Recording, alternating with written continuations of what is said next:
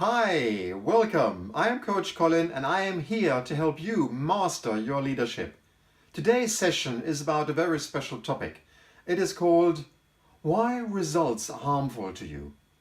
Come on, how can results be harmful to you? I'm going to tell you why. We're all on a journey. Where we were like yesterday is not a good place to be anymore, and we would like to move forward. To be able to take this decision, typically we gather then a lot of information, we collect PowerPoints, we collect data, we ask people, we do interviews. Then somebody says, we've got to have a SMART goal. And then all of a sudden, everything then comes aggregated into this one number.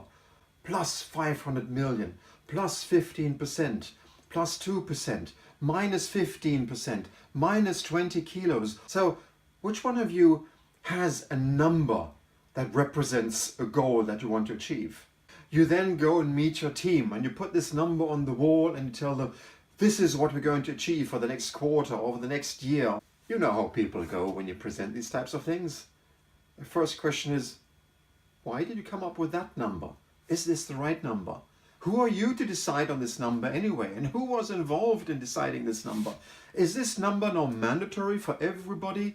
All of a sudden you feel, wow, now I have to man up. I have to be assertive. I have to tell them now what is really the case, and I have to be sure that I show them what I'm going to go for. I'm going to tell them right here and say, this is what we're going to go for. No discussion. Just for an example, that you had to drop 15 kilos in weight.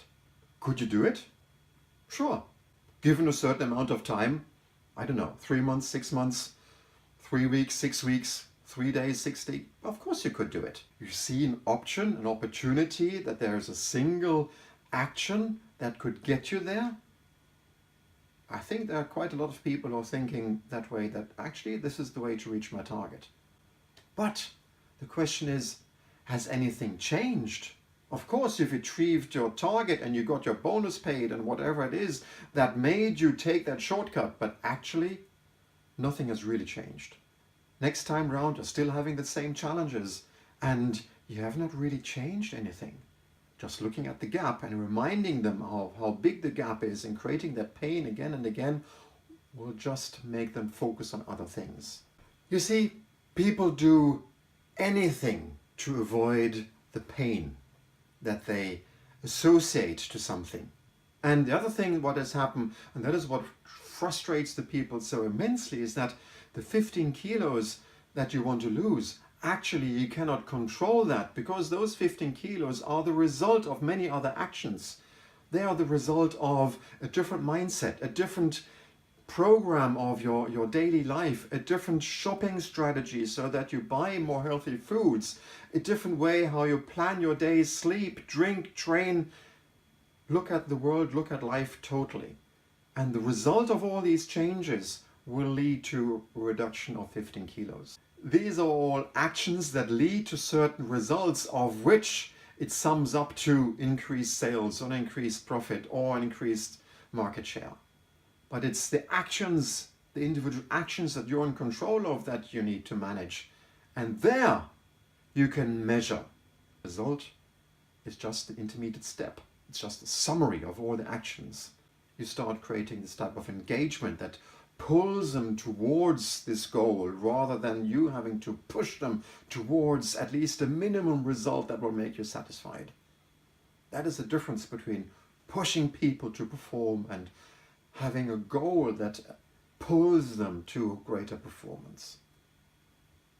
So already now you realize what the difference is, whether you're focusing on the result and pushing people and increasing the pain of getting the result done, versus creating something pleasurable in the future, something nice, something beneficial, something rewarding, where they get drawn towards.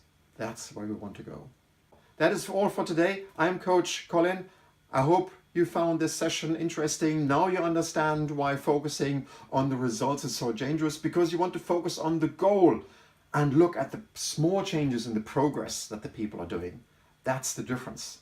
You can still measure it and you'll be happy to have a number, but that's where you want to focus on the progress and the things that the people can control. And like that, you can master your leadership and your team can exceed the goals in the next round. Thank you for today and keep educating yourself.